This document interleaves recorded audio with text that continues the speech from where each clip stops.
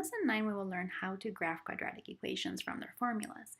Now, in order to do that, because I know you can just punch it in your calculator, we're going to look at some graph features that we can tell from the formulas, and we will see how we can draw some correlations between what we know about a formula and what that means in the graph.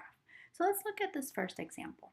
I asked you to solve the equation. I'm going to go ahead and use the product sum method to do it because it has a coefficient of 1. And I can just find factors of negative 40 that will add up to a 6. The whole reason I'm starting here is because anytime you're solving a quadratic, we're going to start by factoring. And I'm going to show you by the end of this next video why it's important to factor a quadratic and why that would be easy for you when you graph it. So here I am, I factored out this equation to x plus 10 and x minus 4 equals 0. I'm going to now solve for x. Now, once you have this equal to 0,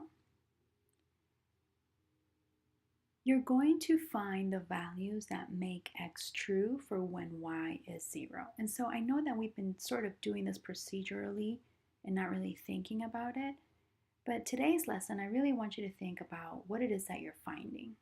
And even though we don't have word problems here, each quadratic is essentially a graph. And so what does this mean in a graph? This part's pretty easy. I have two answers, x equals 4 and x equals negative 10. I want you to notice something. Isn't that the opposite of your factored equation? You had x plus 10 and my x is negative 10, and you had x minus 4 and you had x equals 4. So you didn't really have to do all that work. You just look at it and look at the opposite. Now, these are the values when y is 0. Do you remember what those are? We call those, of course, the intercepts.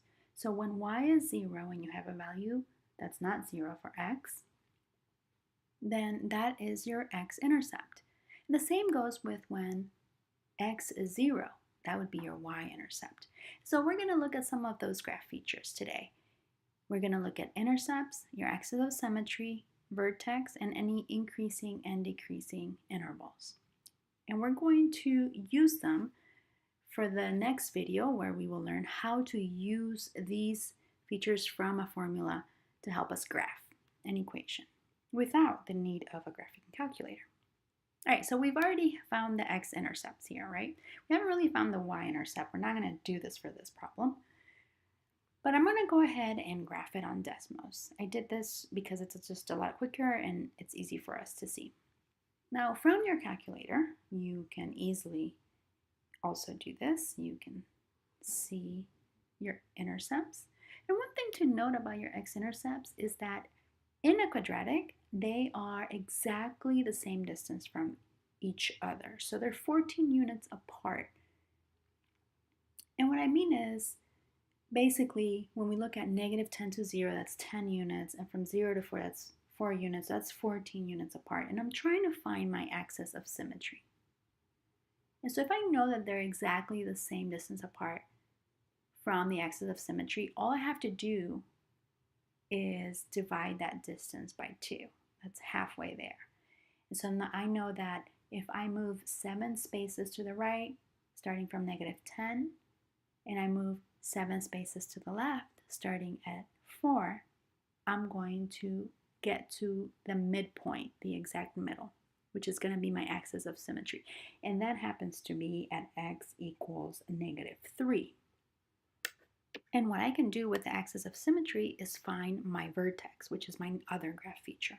In this graph, I'm not going to show you how to do that, but I want you to think, if I know what x is there a way for me to find y? Basically, our axis of symmetry, again, is the distance between the 2 points divided by 2.